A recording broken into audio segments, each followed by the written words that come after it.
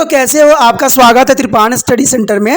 आज जो हम करने जा रहे हैं क्लास 10th NIUS बोर्ड का चैप्टर 5 विज्ञान और प्रौद्योगिकी। इसमें हम साइंस एंड टेक्नोलॉजी में जो हम करेंगे ये बहुत ही महत्वपूर्ण रहेगा।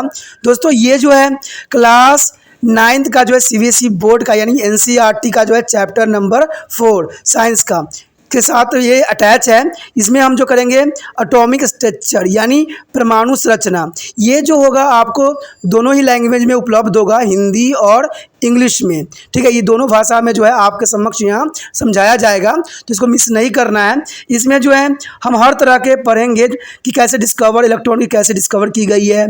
ठीक है, इसमें थॉमस ने क्या मॉडल दिया है, रदरफोर्ड का क्या मॉडल है, और जो एर्लियर मॉडल एटॉमिक स्ट्रक्चर है उसका क्या है, और रदरफोर्ड का क्या ड्रॉबैक है। ठीक है, बोहर्स मॉडल्स में क्या बताई गई थी। साथ में जो है हम आइसोटॉप आइसोबार का जो है यूजेस, कॉन्सेप्ट ऑफ बैलेंसी, ये सारे चीज़ों की हम चर्चा करेंगे। लेकिन जब चर्चा करने से पहले एक बात जो मैं हमेशा कहता हूं, जिसको आपको सोचना भी चाहिए, विचार भी करना चाहिए और अमल भी करना चाहिए, वो ये है कि जब भी वीडियो देखिए पूरा देखिए, क्योंकि अधूरा जानकारी सदैव खतरनाक होता है। साथ में एक इंपॉर्टेंट बात ये भी रहता है, अगर आप पहली बार वीडियो देख रहे हो तो लाइक शेयर सब्सक्राइब करना मत भूलना। देखिए दोस्तों, लाइक कीजिएगा तो बनाने वाले का जो है प्रोत्साहन बढ़ता है और आपके लिए अच्छा से अच्छा करने की कोशिश करता है। ठीक है, सब्सक्राइब करना आपके हित में है। इसका कारण ये है कि अगर आप सब्सक्राइब करके रखोगे तभी जो है मेरा वीडियो का नोटिफिकेशन मिलेगा। और आपको पता है कि मैं हर क्लास का जो है सब्जेक्ट डालता ही रहता हूँ समय समय पे, तो अगर सब्सक्राइब करके नहीं रखिएगा तो शायद उस वीडियो से आप अनभिज्ञ रह जाइएगा, यानी वो आपको प्राप्त नहीं होगा और आप उसका नॉलेज नहीं ले पाइएगा। साथ में जो अगर आप शेयर करते हो तो शेयर करना एक जग कल्याण के समान माना जाता है। इससे ये होता है कि मान लीजिए कोई जो है बच्चा जो है मेरी वीडियो की उसकी ज़रूरत थी और आपके थ्रू वो वीडियो उसको पास पहुंचा है, तो वो सदैव ही आपका धन्यवादी रहेगा और सदैव ही आपका जो है शुक्रिया अदा करेगा कि तुम्हारे कारण मुझे जो है वीडियो प्राप्त हुआ। तो दोस्तों आपको पता ही होगा कि त्रिपाण स्टडी सेंटर सिर्फ एक क्लास के लिए ही अग्रसर नहीं है, ये कई क्लासों के लिए अग्रसर है। जैसे 8th 9th 10th 11th 12th CBSE के सारे चैप्टरों को कवर करेगा समय के साथ। प्लस जो है NIUS बोर्ड का 10th+2 को भी कवर करता है सभी सब्जेक्टों का। प्लस जो है BA पंजाब यूनिवर्सिटी का जो है फर्स्ट सेमेस्टर से लेकर 6th सेमेस्टर तक 8 सब्जेक्टों को कवर करता है। प्लस जो है MA के जो है बच्चे ऑन डिमांड जो मुझे करते हैं कमेंट, उनके लिए भी त्रिपाण स्टडी सेंटर जो है अग्रसर है। देखिए दोस्तों, त्रिपाण स्टडी सेंटर इतना बड़ा है, विस्तृत है, तो आपको अभी जो है लाइक शेयर सब्सक्राइब कीजिए और अपने दोस्तों के साथ बांटिए। ठीक है, तो भूलिए मत, ये करना आपका फर्ज है और मेरा कार्य करना है आपको टॉपिक लेके चलना है। देखिए आज देखते हैं हमारा आज टॉपिक क्या है। The next topic is drawback of Rutherford's model. According to the Rutherford's model, the negative charge electrons revolves in the circular orbit around the positive charge nucleus. However, according to the Maxwell's electromagnetic theory, about which you maybe learn is a higher classes, if you charge particle accelerate around to another charged particles, then it would be a continuously loss energy in the form of radiation. The loss of energy would you slow down to the speed of the electron. Therefore, the electron is expected to move in a spiral fashion around the nucleus and eventually fall into its shown in a figure. In other words, the atom will be not be stable. However, we know that the atom is stable and such a collapse does not be occur. Thus, the Rutherford model is unable to explain the stability of the atom. You know now that an atom may be contain a number of electrons. The Rutherford model also does not say anything about the way the electrons are distributed around the nucleus. Another drawback of the Rutherford model was it is an inability to explain the relationship between the atom mass and the atomic number. The number of proton. This problem was solved later by the Chadwick by the discovering neutron. The third particles constitute their atoms. You will learn about it in section 5.5. The problem of the stability of the atoms and the distributions of electrons in their atoms was solved by the Niels Bohr by the proposing yet another model of the atom. This is a discuss in the next section. दोस्तों कि जैसे कि हमने यहाँ पर पढ़ा है और जाना है और समझने की कोशिश भी किया है कि drawback of the Rutherford S model, यानी क्या कमियाँ थी रदरफोर्ड ने जो उन्होंने परमाणु संरचना में दिया था। तो उनके कहते हैं कि परमाणु संरचना में इतना अधिक कमियां नहीं थी, लेकिन थोड़ी मोड़ी कमियां की वजह से जो है आगे उनके लिए थोड़ा प्रॉब्लम क्रिएट किया। लेकिन जो है वोर्स ने जो है इस मॉडल को जो है सही प्रस्तुत करके जो है इनकी एक्सपेरिमेंट को काफ़ी कामयाब भी बना दिया था।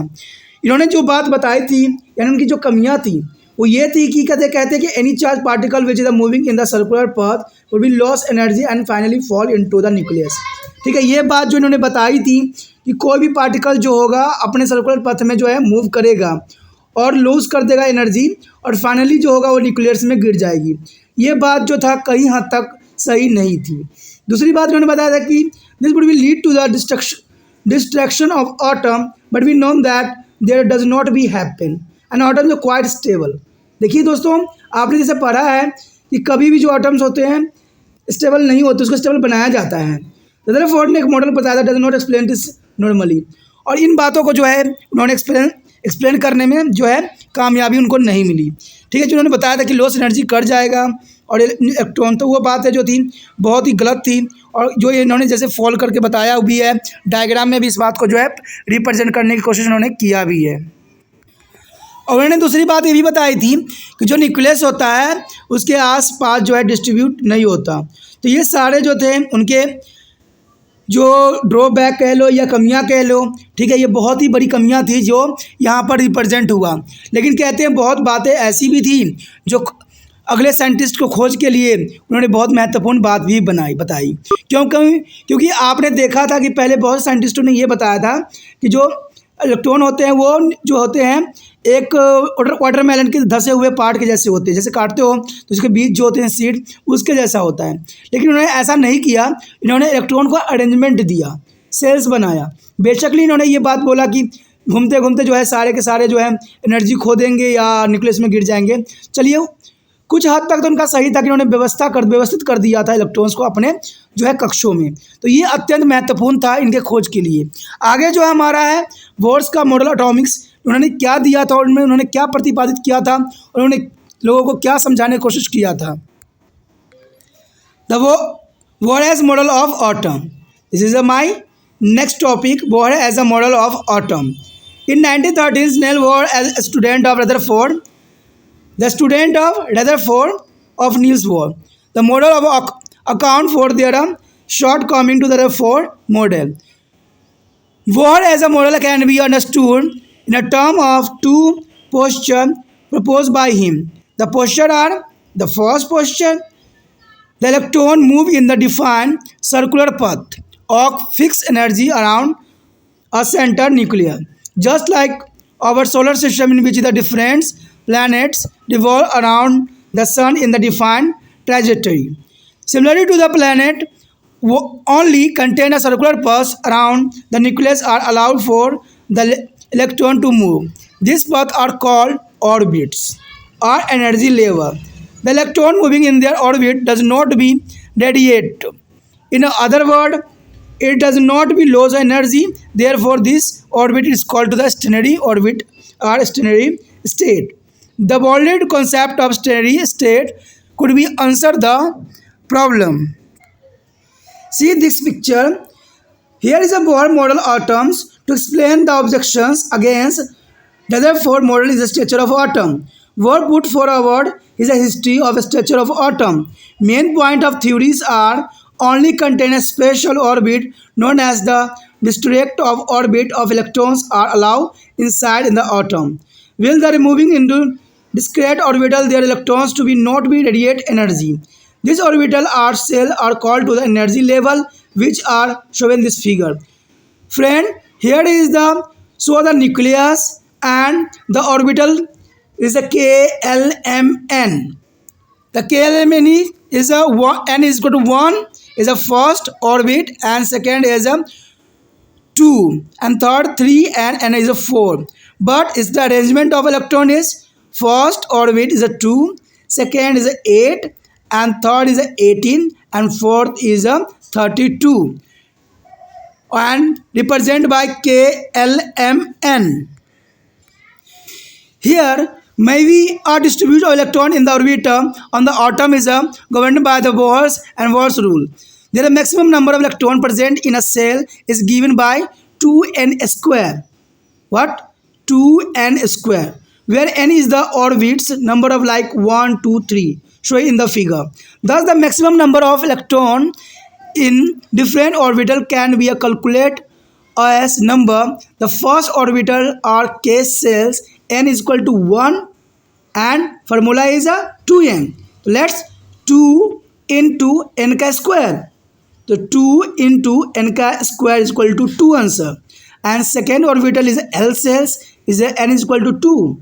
So 2 into n square is equal to 2 n square is a 4. The 4 to 8. Same and so on. But the maximum number of electron that can be accommodated in their outermost orbital is 8. Electrons are not accommodated in a given cell unless the inner cells are filled. Further, the maximum number of electrons that can be accommodated in such a cells is given by 2n square. It is the where is the number of level. Thus, the first cell is 1 and can be have a maximum of 2 electron. Where is the second cell and can have 8 electron and so on. Each cell is further divided into the various sub levels is called to the sub cells, about which you would be study in your higher classes. The second posture is the most important things are shown there. The electron can change its cell or energy level by the absorbing or releasing energy. An electron at a lower state of energy EI can go to the final higher state of energy EF, while the absorbing a single proton of energy given by E is equal to HV is equal to EF minus EI. Similarly, when electron changes its cell from to the higher initial level of energy EI to a lower final level of energy EF, a single proton of energy HV is released. Show this figure. Here show their increasing energy of orbital number 1, and secondly is a proton is emitted to the with the energy is equal to HV. The most important proposal for the Bohr's models of atom. There are a drawback or Rutherford and this topic. दोस्तों यहाँ पर जो हमने bourse का जो model atoms के बारे में पढ़ा वो अत्यंत महत्वपूर्ण था ये जानने के लिए कि आखिर उन्होंने एक्सपेरिमेंट कैसे किया। कहते हैं कि रदरफोर्ड के स्टूडेंट जो थे नील्स बोर्स थे, ठीक है, यानी स्टूडेंट नहीं, रदरफोर्ड ने बहुत सी बातें जो थी काफ़ी हद तक सही भी बताई थी, ठीक है। तो इसी बेस पे जो है बोर्स ने जो रदरफोर्ड के स्टूडेंट थे उन्होंने इस बात को और आगे बढ़ाया और इसको उन्होंने जो है एक अरेंजमेंट दी। कहते हैं few energy level is atoms most important था इसमें, ठीक है, कि सारे को उन्होंने क्या किया ऑर्बिटल यानी कक्ष बनाया और कक्ष में जो है एनर्जी के लेवल को अरेंजमेंट किया। इसके लिए उन्होंने जो है सेल लिया, वो लिया KLMN लिया, जिसमें उन्होंने न्यूक्लियस को भी रिप्रेजेंट किया और इन सेल में जो था 1 2 3 4 नंबर दिया, जिसको आप n इज इक्वल टू 1 2 3 4 का भी जो है बात से रिप्रेजेंट कर सकते हो। और इस बेस पे उन्होंने जो है एक फार्मूला का आविष्कार किया जो अत्यंत महत्वपूर्ण था, वो था 2n का स्क्वायर यानी 2n का जो है स्क्वायर। तो ये इम्पोर्टेंट था। इसमें अगर आपने जो n का जो वैल्यू है 1 2 3 रखिएगा तो ऑर्बिटल का जो है कितना इलेक्ट्रॉन फिल करेगा वो ऑटोमेटिक आपके समक्ष निकल जाएगा। जैसे एग्जाम्पल के तौर पे आप देख सकते हो कि मान लेते हैं n इज इक्वल टू 1 होता है, ठीक है। आपको शायद पता हो और मैंने कई बार डिस्कस भी इस बात पर किया है कि पहले सेल में जो होता है 2 होता है, दूसरे सेल में जो होता है दोस्तों कितना होता है 8 होता है, और तीसरे सेल में 18, चौथे सेल में जो होता है 32 होती हैं। अब देखिए इस बेस पे हमारा जो कैलकुलेशन निकलता है कि नहीं, ये हमारे लिए अत्यंत महत्वपूर्ण क्वेश्चन खड़ा करता है। अब देखिए n इज इक्वल टू क्या है 1 है, अगर हम n की जगह पुट करते हैं तो n का अगर 1 का स्क्वायर कीजिएगा तो 1 ही रहता है, तो 2 इंटू a का मल्टीप्लाई कीजिएगा तो 2 ही आंसर आता है। अगर सेकंड लेते हैं हम, हमारे समक्ष जो है N2, ठीक है, N2 हमारे समक्ष है।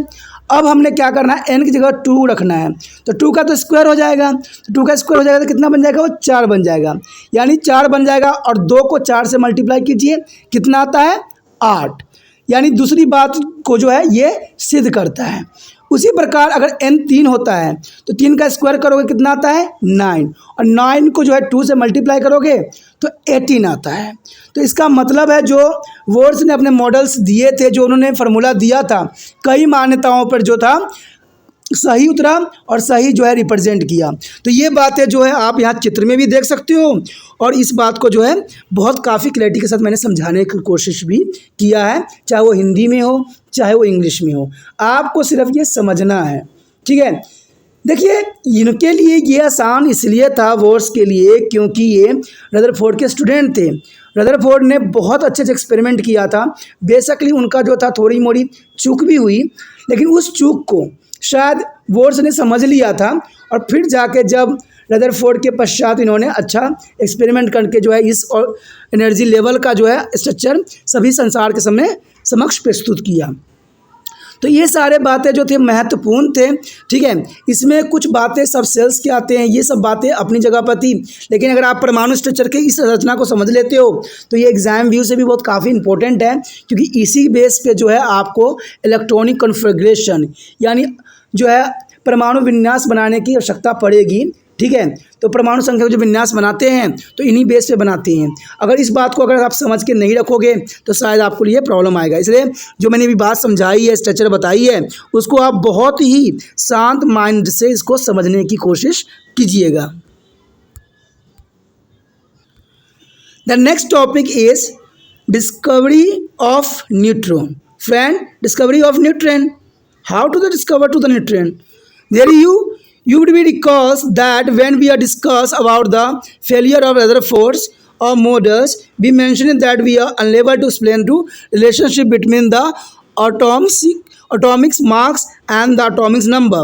The number of proton, according to the Rutherford's models, the mass of the helium atom containing 2 protons should be a doublet that of a hydrogen atom with only 1 proton, ignoring the mass of electron as it is very light.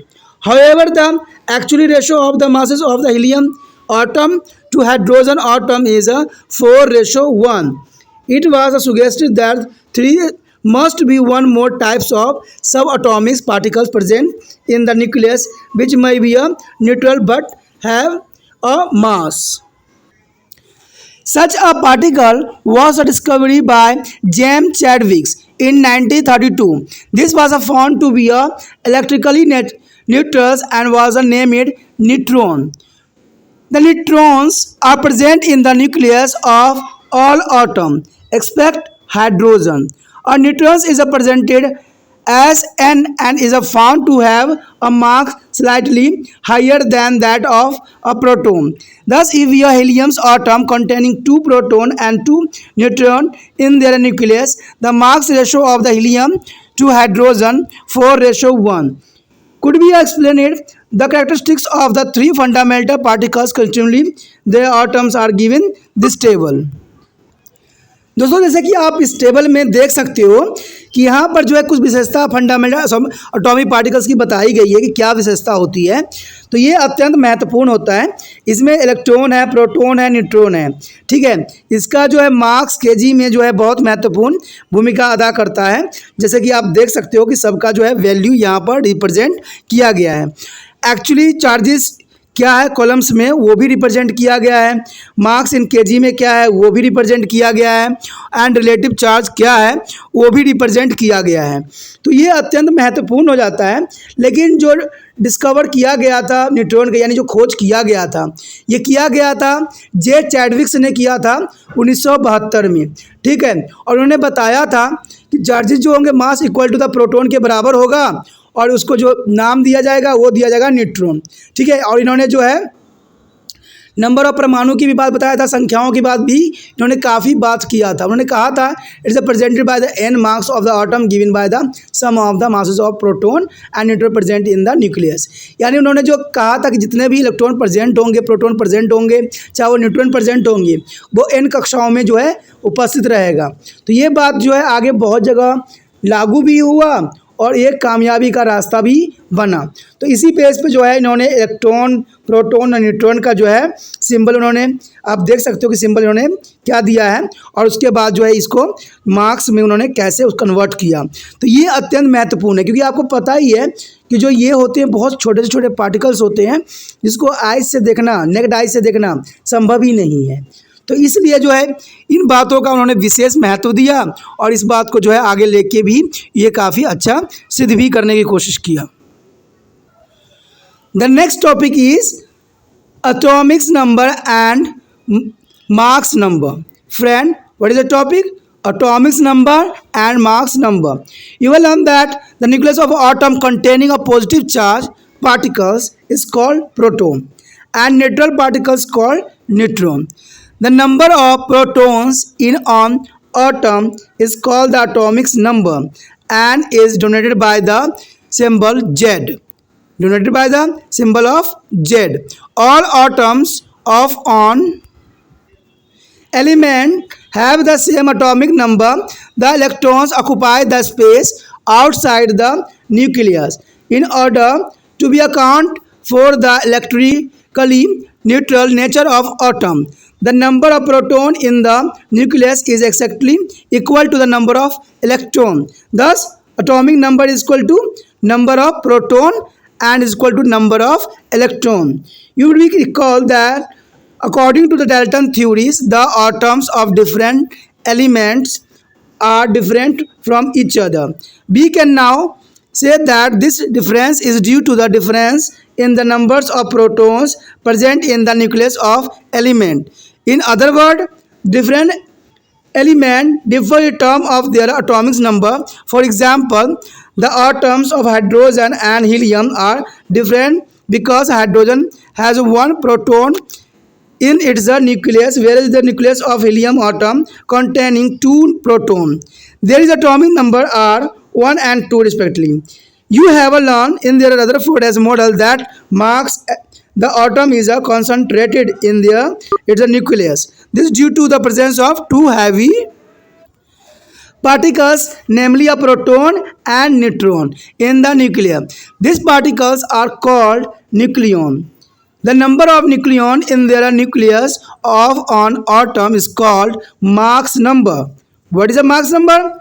The number of nucleons in the nucleus of atom is called Mach number. It is denoted by A and is equal to the total number of proton and neutrons present in the nucleus of element. Thus, Mach number A is equal to number of proton at Z and plus number of neutrons is N. Atomic number and Mach number are represented on the symbol of an element X with an atomic number Z and the Mach number A is denoted by the follow. Friend, here example given to the carbon 12 and C6. Carbon is represented by C and 12 is and 6. Here the 12 is Mach number and 6 is atomic number. Friend, what is 12 is Mach number and 6 is atomic number. Mean that carbon has an atomic number of 6 and the Mach number is 12. This can be used to compute the number of different fundamental particles in the atom. Let us calculate the carbon. As the atomic number is 6, this means the number of proton is equal to number of electron is 6. The Mach number is equal to number of proton plus number of neutrons. 12 is equal to 6 plus number of neutron. The number of neutrons is equal to 12 minus 6 is equal to 6. Their atoms of 12C6 has a 6 proton and 6 electrons and 6 neutron. Understand what I am saying? The on atoms of 12 C and 6 there is Mach's number is a 12 and atomic number is 6, has proton is a 6 and 6 electron and 6 neutron.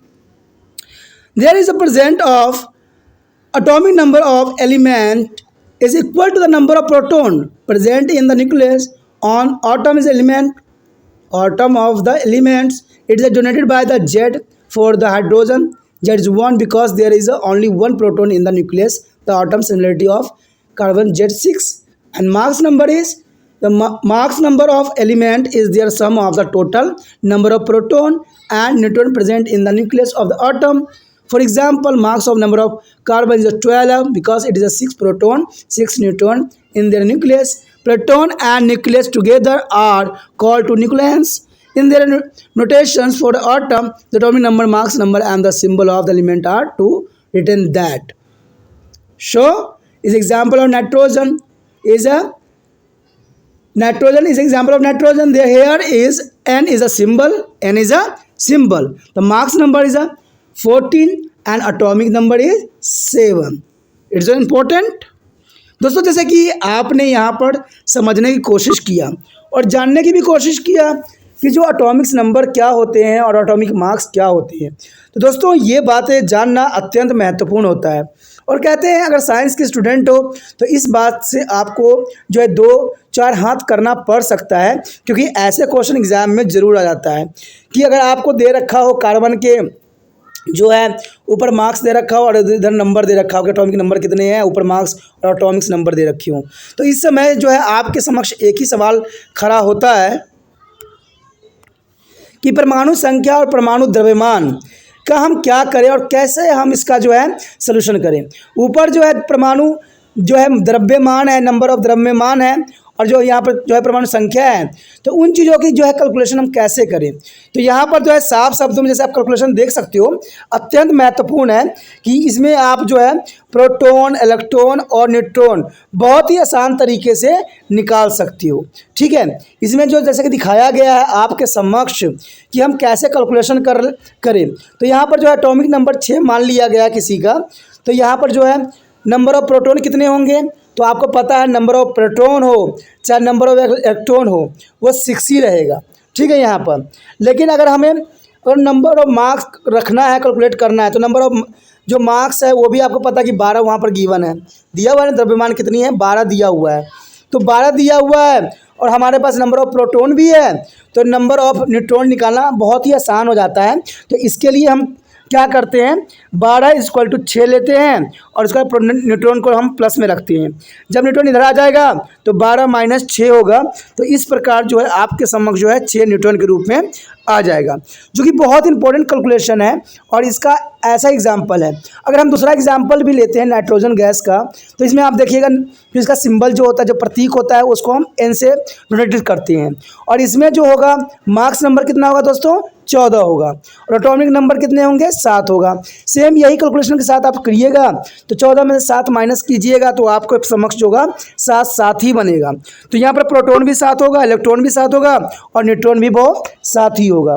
तो समझ सकते हो ना कि ये calculation कितना महत्वपूर्ण है। ठीक है, कहते हैं दोस्तों कुछ एलिमेंट के भी नाम आपको याद रखने की आवश्यकता रहता है, तो आप कम से कम 20 जो है एलिमेंट के नाम जरूर याद रखना। ठीक है, जैसे मैं कुछ बता भी देता हूँ आप लोगों के समक्ष।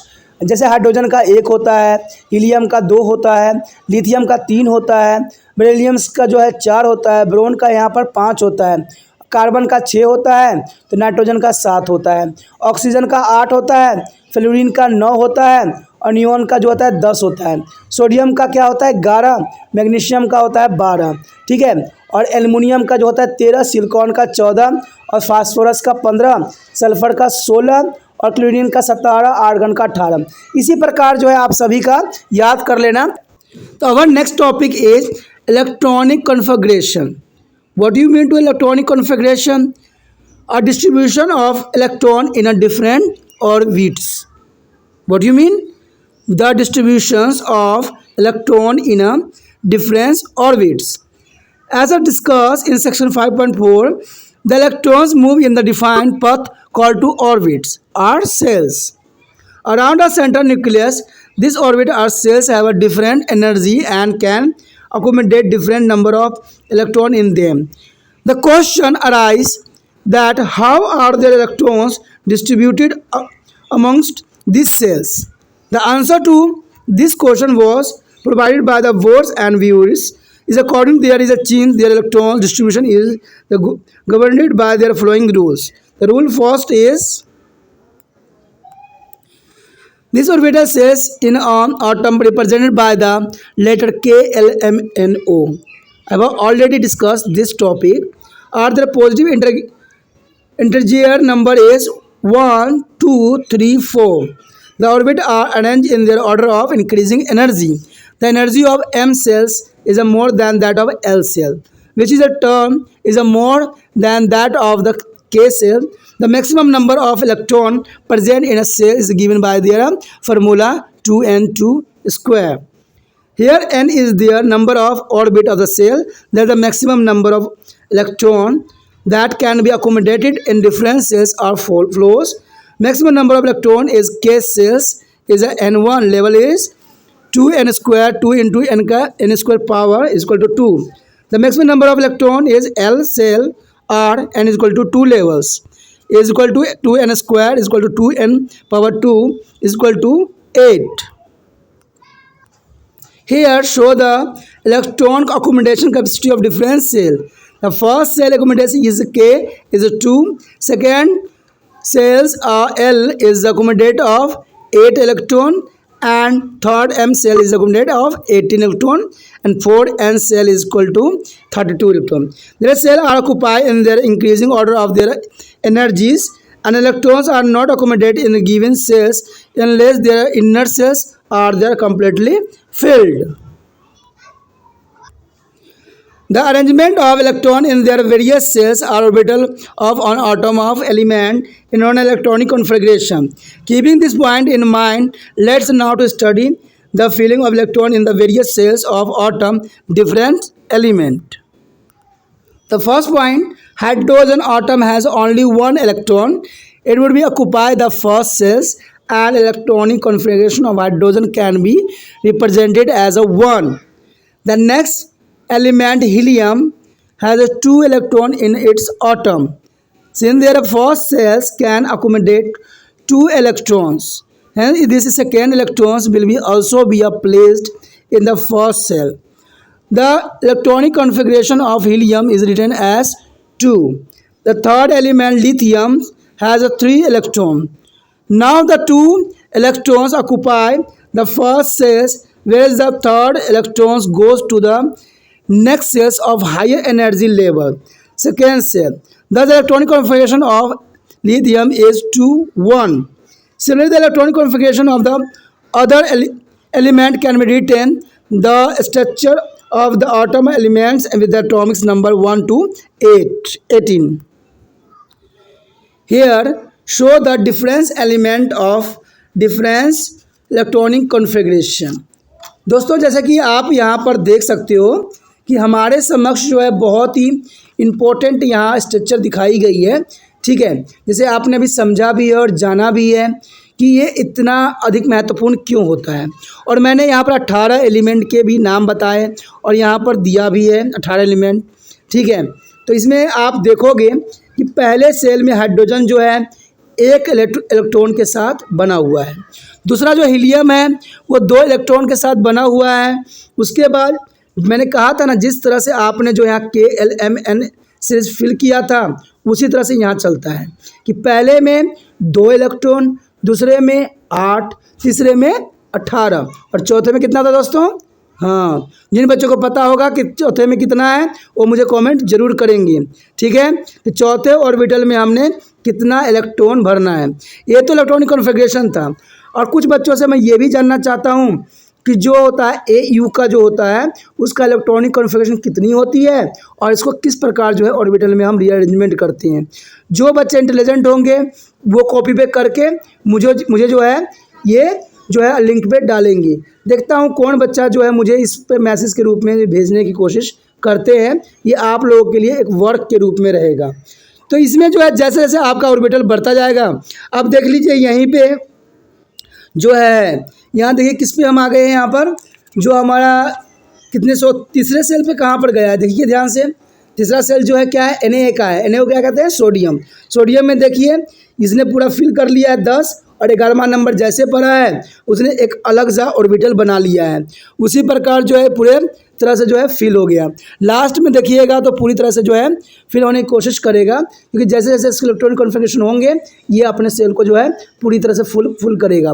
आर्गन का जो होता है दोस्तों, AR आप लास्ट में देख रहे होंगे, इसमें जो इलेक्ट्रॉन कॉन्फ़िगरेशन हुआ है वो 288 का हुआ है, यानी इसका मतलब है कि ये पूरी तरह से ऑर्बिटल से जो है फिल हो गया है। The next topic is concept of valence और valency. Friend, what is the concept? Valency or balance.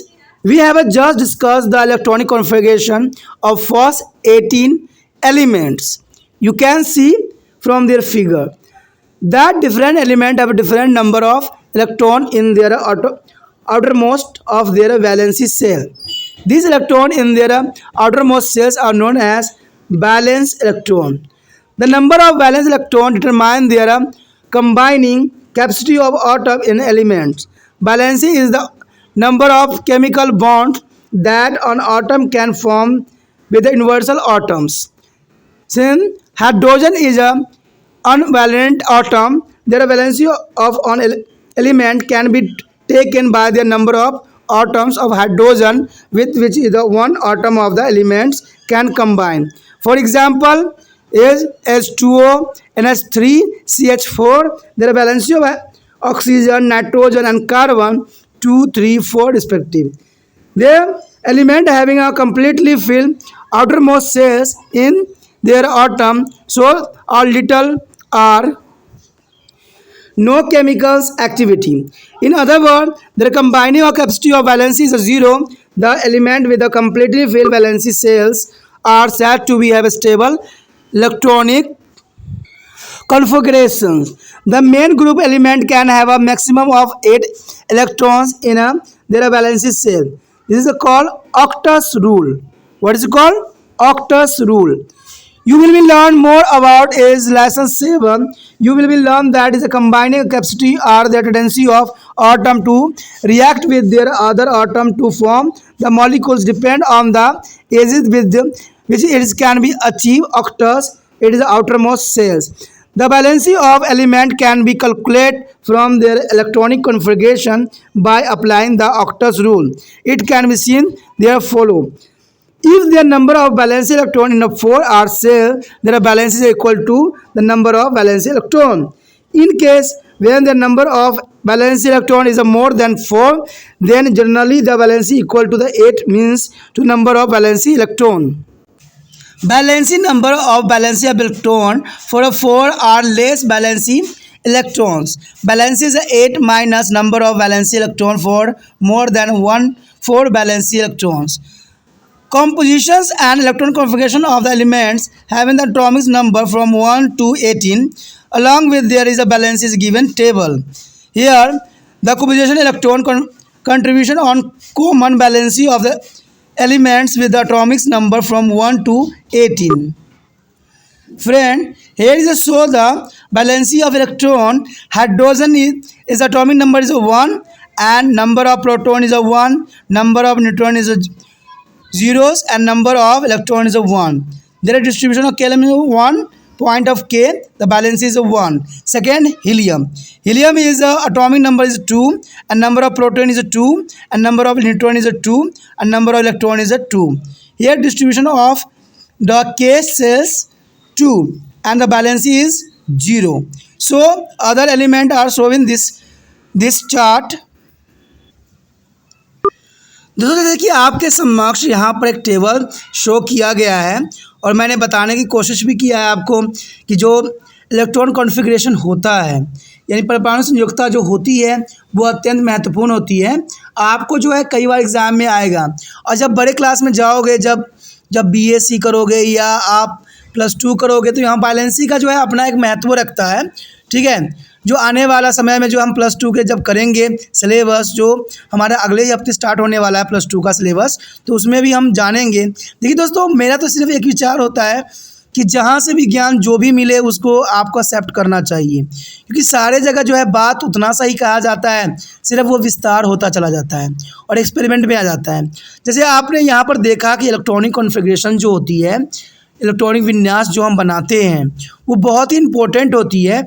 इसमें आपको सिर्फ ये शो करके दिखाना होता है कि कोई भी, जैसे सोडियम यहाँ 11 ले लीजिए, अब 11 को जो है पहले कक्ष में जो होगा 2 इलेक्ट्रॉन फिल करेगा, दूसरे में 8 करेगा और तीसरे में 18 करेगा। जो आपने अभी जो है फार्मूला बेस भी आपने जानने की कोशिश किया है, तो इसी बेस पे जो है आगे भी इलेक्ट्रॉनिक कॉन्फ़िगरेशन होते हैं। तो ये बात अत्यंत महत्वपूर्ण हो जाता है। तो इसके जो सोडियम जैसे हमने लिया था, तो अंतिम कक्ष में जो होगा 1 इलेक्ट्रॉन बचेगा, जो कि काफ़ी फ्रीली मूव करेगा, यानी इसकी बैलेंसी 1 रहेगी। ठीक है, जो इसका जो संयुक्ता होती है वो 1 रहेगा, जो कि अत्यंत महत्वपूर्ण होता है। और जिसका 1 रहे वो बहुत सेंसिटिव होता है और वो जो होता है विद्युत का चालक समझा जाता है। जब हम करेंगे, जब मेटल नॉन मेटल करेंगे, धातु अधातु करेंगे, तो यही बात पे जो है किसी विशेष धातु का नाम के साथ इसको जो है इसी बेस पे जो है हम उसको चालक या कुलचालक या अर्धचालक कहते हैं। ठीक है, आपके समक्ष एक और क्वेश्चन मैं डाल रहा हूँ। अगर आप इंटेलिजेंट हो तो मुझे एक बात ज़रूर बताना कि ऐसा कौन सा एलिमेंट है, तत्व है, जो विद्युत का अच्छा चालक होता है। ठीक है, जो विद्युत का अच्छा चालक होता है और जिसको मान्यता भी प्राप्त है। तो देखते हैं कौन बच्चा जो है अच्छा विद्युत का चालक बताता है कि कौन सा मेटल धातु है जो अच्छा विद्युत का चालक करता है। इसमें आपके समक्ष कन्फ्यूज़न रहेगा, ये मुझे मालूम है, लेकिन देखते हैं कौन बच्चा जो है इतना इंटेलिजेंट है जो मुझे बता दे कि कौन सा एलिमेंट जो है विद्युत का अच्छा चालक है और इसको जो है मान्यता भी प्राप्त है।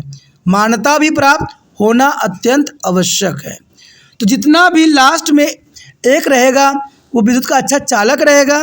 ठीक है, लेकिन मान्यता प्राप्त किसको है ये आपको समझ होना चाहिए। तो इसी तरह से जो है आपके इलेक्ट्रॉन की डिस्ट्रीब्यूशन यहाँ पर किया गया है, जो कि अत्यंत महत्वपूर्ण भी रहता है।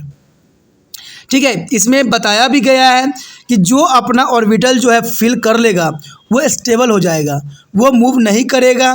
यही हर इलेक्ट्रॉन चाहता भी है। आप देखोगे कि जैसे कि वाटर होता है, जल जो होता है वो बिल्कुल स्टेबल होता है। क्यों? इसका कारण क्या होता है कि जल का जो आप देखोगे सूत्र क्या होता है, H2O, यानी हाइड्रोजन इसमें 2 है, ऑक्सीजन इसमें कितना है, 16 है। अब 16 और 18 के साथ क्या हो सकता है? देखिए कैसे बनेगा ये 18, क्योंकि हाइड्रोजन इसमें 2 है और ऑक्सीजन कितना है, 16 है। ठीक है, और 16 और 2 को जोड़िएगा तो 18 बनता है। और जब इसको इलेक्ट्रॉनिक कॉन्फ़िगरेशन में रिप्रेजेंट कीजिएगा तो आपके समक्ष होगा 2 8 8 बनेगा। इसका मतलब है कि अपना जो एक कक्ष था पूरी तरह से फिल कर लिया है। और कोई भी जो एलिमेंट होते हैं, तत्व होते हैं, अपने आप को फिल करना चाहते हैं और अपने आप को स्टेबल करने के लिए वो दूसरे से क्या करते हैं, संयोजन कर लेते हैं, आपस में क्या करते हैं, बांट लेते हैं, इलेक्ट्रॉन शेयरिंग कर लेते हैं। आपको पता है कि सदैव देने वाला सदैव जो होता है पॉजिटिव फॉर्म में होती है और लेने वाला जो होता है सदैव नेगेटिव में रहता है। तो ये सारी बातें जो है अत्यंत महत्वपूर्ण रखता है आपके एग्ज़ाम के लिए। मैंने कहा ना, जो इस चैप्टर को समझता है और जो ये वीडियो देख लेता है, मुझे नहीं लगता कि उसके अंदर कोई कन्फ्यूज़न रहेगा और कन्फ्यूज़न रखने की कोई बात इसमें रहेगी। तो ये बातें आपके समक्ष अत्यंत महत्वपूर्ण है।